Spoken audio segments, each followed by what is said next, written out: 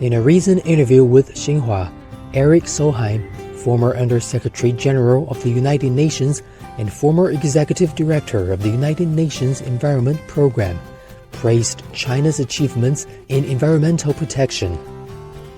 Solheim noted that East China's Zhejiang province is a shining example of how China has waged war on pollution in the last 10 years.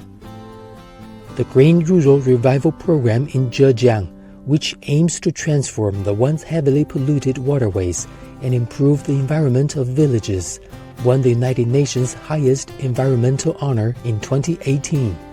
So there has been a complete turnaround in China from a very polluting growth path until today we see China leading the world basically on every green technology.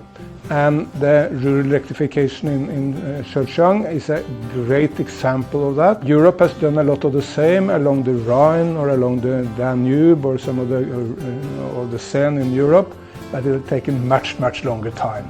So the speed here was absolutely remarkable. I think everyone in the world knows that China is now in the lead on technology like solar power or electric trains or whatever it may be.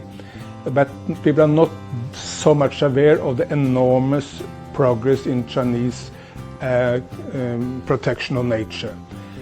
China has now embarked upon one of the biggest national park programs in the world. China has a 10-year fishing ban in the Yangtze. That's a huge effort with short-term pain, but enormous long-term gain. You see now dolphins coming back in the Yangtze because of the fishing ban. And China is by far the number one tree planter in the world. It's not my observation, it's the NASA, the American Space Agency, who said that number one reason why the world is going, the surface of the planet is greener, is tree planting in China, in places like Kobuchin in Mongolia, Sayamba, as you mentioned, in Hebei province, and many others.